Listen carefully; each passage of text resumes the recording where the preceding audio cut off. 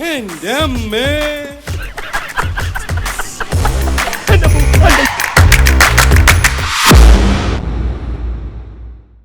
ഞാൻ ഈ കേട്ടത് സത്യമാണോ മോളെ? മൗനം സമ്മതമാണെന്നാണ് ചൊല്ല്. എങ്കി പറ. ഭയപ്പെടാതെ തുറന്നു പറയൂ പെൺകുട്ടി, നമുക്ക് ആലോചിക്കാം. ആലോചിക്കാനൊന്നുമില്ല. മോഹനിഷ്ടം ഒരുപാട് ആഗ്രഹിച്ചതാ. ആ ആഗ്രഹം മോഹനകൃഷ്ണന്റെ മനസ്സിലായി നടക്കും. എന്റെ മോനെ കെട്ടാൻ പോകുന്ന പൂരം നാട്ടിൽ മുഴുവൻ പാട്ടാ. പാട്ടും പാട് നടന്ന ചേട്ടനല്ലേ?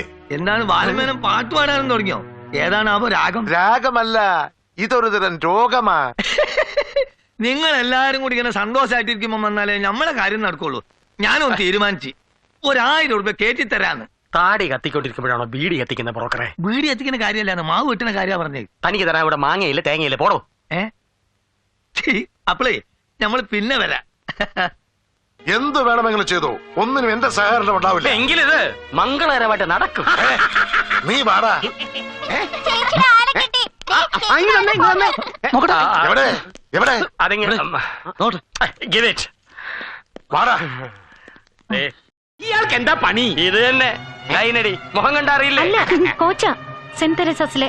ഈ കോച്ചിന്റെ പേരെന്താ കൊച്ചെ? സണ്ണി കുരുവിള, പാലയില. അന്യജാതിക്കാരനാണല്ലേ അച്ഛാ? ഇതിന് കൂട്ടുന്നൊക്കെ എന്നെ കിട്ടില്ല. നടക്ക. എന്റെ പുറന്തോട്ടിയുടെ അല്ല അനുപമയുടെ ആ ദുഷ്ടനോടുള്ള ഇഷ്ടത്തിൽ കഷ്ടത്തിലായത് ഞാനാ. നാട്ടുകാരുടെ മുഖത്ത് ഞാൻ ഇനി എങ്ങനെ നോക്കും? Paradise lost. മോൾ എന്റെ എല്ലാ കണക്കുകൂട്ടലുകളും തെറ്റിച്ചു. എന്നാലും വക്കീലിനൊരു കള്ളത്തരം ഫീൽ ചെയ്യുന്നു. എന്ത് കള്ളത്തരം? അല്ല, ബാംഗ്ലൂരിൽ ഇരിക്കുന്ന അനുപമയ്ക്ക് സെന്റ് തെരേസാസിലെ കോച്ചുമായിട്ട് എന്താണ് ഒരു collaboration? I mean 500 kilometres distance. ഇത് ഇന്റർനെറ്റ് ലവ്വാ. ഓ, പുതിയ കാലഘട്ടത്തിലെ പ്രണയമായിരിക്കും. എന്നാലും I love him. Love is blind. അറ്റ കയ്യാ, അവസാനത്തെ കയ്യാ. എന്നാലും വേണ്ടിയില്ല, ഞാൻ ആലോചിച്ചിട്ട് വേറെ വഴിയില്ല. എന്റെ ആങ്ങളെ വരുത്താം. വിക്രമനെയോ? അമ്മാവനിപ്പോ ജയിലല്ലേ? അവൻ ഇന്നലെ ജയിലിൽ നിന്ന് ഇറങ്ങി.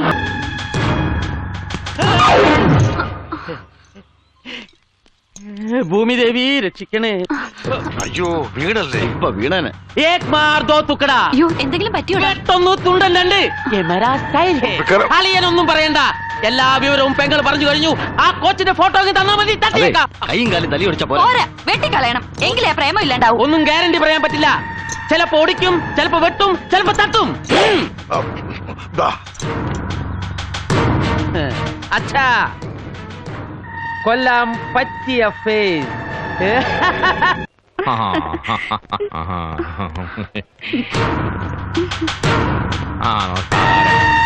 തലേ കുത്തേ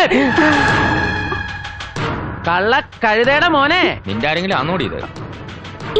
എങ്കിൽ ദാണ്ടല്ല അങ്ങാട് പോ. എന്നോടാന്നോ? അതേടാ, നിന്നോട് തന്നെ. നീ സ്പോർട്സിന്റെ കോച്ചല്ല, ഇത്തരം ചില ഇടപാടുകളുടെ കോച്ചാണെന്ന് അവളറിയില്ല. ഏതവള്? അപ്പൊ എത്ര പെണ്ണുങ്ങളുണ്ട് ഇപ്പൊ കസ്റ്റഡിയിൽ? ഇവിടെ 10 പിന്നെ 2 സ്റ്റാൻഡ് ബൈ ഒക്കെ ചേർത്ത് 12. അല്ല, താനാരാവൂ ഏതൊക്കെ ചോദിക്കാൻ? വിക്രം ദാദാഭായ്, ഛോട്ടാ രാജ് കദോസ്. ഇവിടെ നിന്റെ അനുപമയുടെ അമ്മ, അവന്റെ അളിയൻ. ഏതനുപമ? ഇവനോട് പൂച്ചോ? പൂച്ച നിന്റെ മറ്റേ ഭർത്താവാണ്, എനിക്ക് അറിയില്ല കേട്ടോ.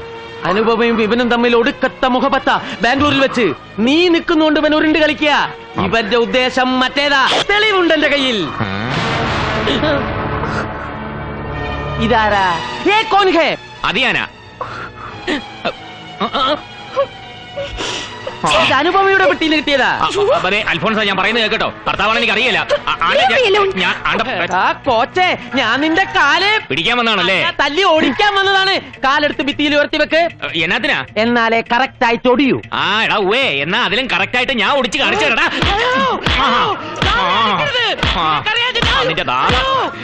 എന്റെ ജീവിതം എടാ പട്ടി, ഞാൻ കെട്ടാൻ പോണ പെണ്ണിനെയാ അതെ നീ പിണക്കി ഓടിച്ചത്. മോളെ സോറി ഉണ്ട് കേട്ടോ, ഇനി അങ്ങനെ ഉണ്ടാവുകയല്ല.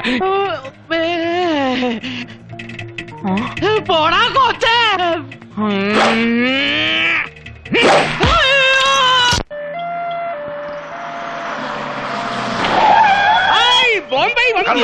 അവൻ ബോംബെ ദാദാ തന്നെയാ, ശവവുമായിട്ടാ വന്നിരിക്കുന്നേ.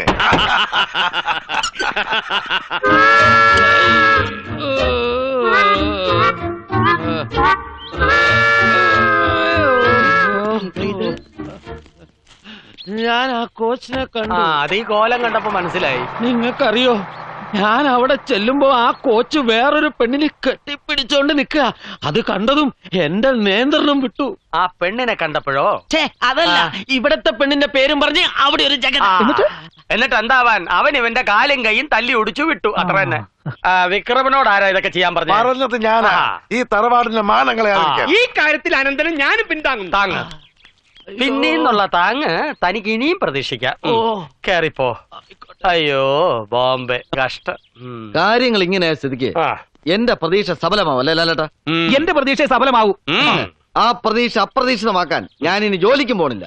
പാവം മൃഗങ്ങളെങ്കിലും രക്ഷപ്പെട്ടു. ഇവന്റെ ജോലി ലാലേട്ടന്റെ വക്കീൽ പണി പോലെയാ. ഫുൾ ടൈം ഈച്ചയാട്ടിക്കൊണ്ടിരിക്കുക അവിടെ.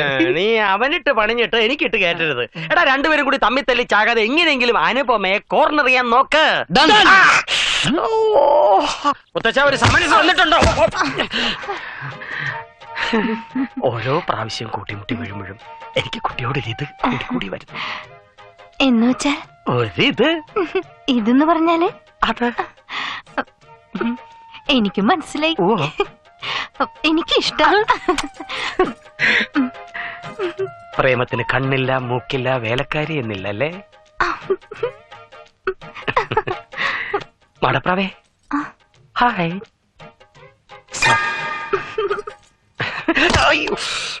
ഏയ്, നീ പറഞ്ഞ സത്യ.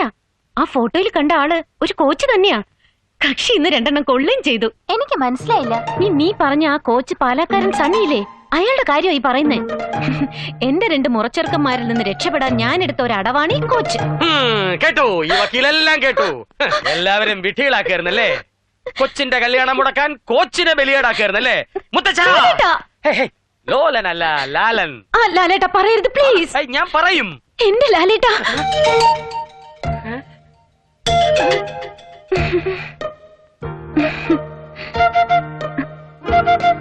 ഇത്രയും നാളായിട്ടും എന്റെ മനസ്സൊന്ന് മനസ്സിലാക്കാൻ ലാലേട്ടന് പറ്റിയില്ലല്ലോ.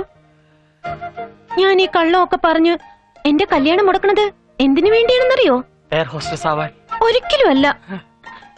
ഇനി ഞാൻ തന്നെ അത് തുറന്നു പറയണോ? ഒരുപാട് നാളായിട്ട് മറക്കാൻ പറ്റാത്ത ഒരാള് എന്റെ മനസ്സിലുണ്ട്. ആരാണെന്നറിയോ? എന്റെ ലാലേട്ടൻ.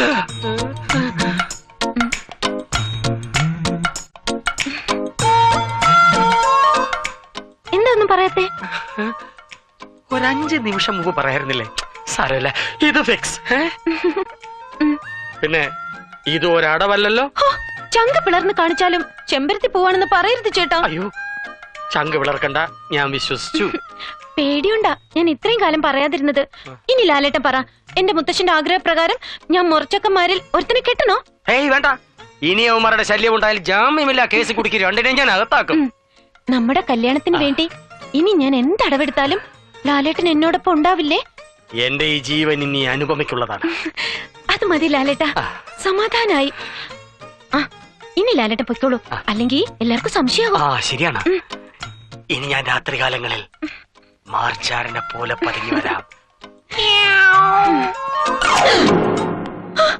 അയ്യോ,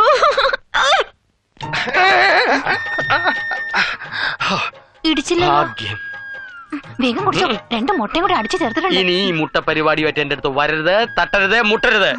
ഇന്നു മുതൽ എനിക്ക് പോഷകങ്ങൾക്ക് കുറവില്ല. I am happy.